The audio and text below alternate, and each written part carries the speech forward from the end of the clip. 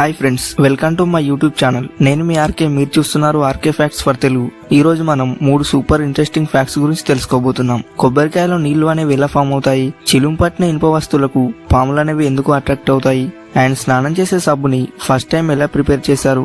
So ఈ 3 interesting facts గురించి ఈ వీడియోలో తెలుసుకుందాం. అండ్ వీడియో అనేది చాలా ఇంట్రెస్టింగ్ గా ఉంటుంది. సో లాస్ట్ దాకా చూడడానికి మాక్సిమం ట్రై చేయండి. ఫ్యాక్ట్ నెంబర్ 1, కొబ్బరికాయలో నీళ్లు అనేవి ఎలా వస్తాయి? ఇది చాలా ఫ్యాస్కినేటింగ్ క్వశ్చన్ కదా. యాక్చువల్లీ ఇది నేచర్ యొక్క మ్యాజిక్ కాదు, ప్యూర్ సైన్స్. కొబ్బరి చెట్టు అనేది వాటర్ మరియు న్యూట్రిషన్స్ ని తన రూట్స్ అండ్ లీవ్స్ ద్వారా అబ్జర్వ్ చేస్తుంది. ఈ వాటర్ చెట్టు లోపల ఉన్న ఒక స్పెషల్ టిష్యూ అయిన ఫ్లోన్ ద్వారా ట్రావెల్ చేసి కొబ్బరికాయలో స్టోర్ అవుతుంది. సో ఈ నీళ్లలో గ్లూకోజ్ అండ్ మినరల్స్, విటమిన్స్ అనేవి ఎక్కువగా ఉంటాయి. అందుకే ఇది సూపర్ హెల్దీ. సో కాయ మ్యాచ్యూర్ అయ్యాక ఈ నీర అనేది గట్టి కొబ్బరిగా ట్రాన్స్ఫార్మ్ అవుతుంది. సో నెక్స్ట్ టైం మీరు కొబ్బరి నీళ్ళు డ్రింక్ చేస్తే ఈ కూల్ సైన్స్ ని గుర్తుంచుకోండి. ఫ్యాక్ట్ నెంబర్ 2, చిలుం పట్టిన ఇనుప వస్తువులకు పాములు అనేవి ఎందుకు అట్రాక్ట్ అవుతాయి? ఇది ఒక crazy and mysterious topic. Actually ఇది సైంటిఫికలీ 100% ప్రూవెన్ కాదు, కానీ కొన్ని థియరీస్ ఉన్నాయి. ఇనుము అనేది రస్ట్ అయినప్పుడు ఒక యూనిక్ కెమికల్ స్మెల్ అనేది రిలీజ్ అవుతుంది. పాములు తన టంగ్ ద్వారా ఈ స్మెల్ ని సెన్స్ చేస్తాయి అండ్ మేబీ అది వాటిని అట్రాక్ట్ చేస్తుంది. ఇంకో థియరీ ఏంటంటే రస్టీ ఐరన్ అనేది చల్లగా, డాంపుగా ఉంటుంది.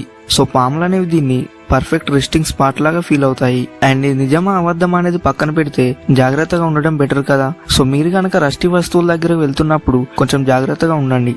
ఫ్యాక్ట్ నెంబర్ 3, స్నానం చేసే సబ్బుని ఫస్ట్ టైం ఎలా తయారు చేశారు? ఒక్కసారి ఇమాజిన్ చేసుకోండి, సోప్ అనేది లేకపోతే మన లైఫ్ అనేది ఎలా ఉండేదో కదా. సోప్ యొక్క హిస్టరీ అనేది చాలా అన్షియంట్. అరౌండ్ 2800 BCలో బేబిలోనియన్ సివిలైజేషన్ లో సోప్ మేకింగ్ అనేది స్టార్ట్ చేశారు. వాళ్ళు యానిమల్ ఫ్యాట్ ని అండ్ వుడ్ యాష్ ని మిక్స్ చేసి బాయిల్ చేసేవారు. అండ్ ఆ యాష్ లో ఉండే పొటాషియం కార్బోనేట్ అనేది ఫ్యాట్ తో రియాక్ట్ అయ్యి సబ్బు లాంటి సబ్స్టెన్స్ అనేది ఫామ్ చేసేది. అండ్ ఆ తర్వాత ఈజిప్షియన్స్ అండ్ రోమన్స్ దీన్ని చాలా వరకు ఇంప్రూవ్ చేశారు. ఇప్పుడు మనం యూజ్ చేసే సోప్స్ లో పర్ఫ్యూమ్స్ అండ్ కలర్ యాడ్ చేస్తారు అంతే, బట్ బేసిక్ కాన్సెప్ట్ అనేది పాతదే. సో మీకు ఈ వీడియో నచ్చిందా? నచ్చితే లైక్ చేయండి, సబ్స్క్రైబ్ చేసి బెల్ ఐకాన్ ప్రెస్ చేయండి. కామెంట్స్ లో మీకు ఏ టాపిక్స్ తెలుసుకోవాలందో కామెంట్ చేసి చెప్పండి. నెక్స్ట్ వీడియోలో మరో ఎక్సైటింగ్ టాపిక్ తో మీ ముందుకు వస్తాను. And take care, bye bye.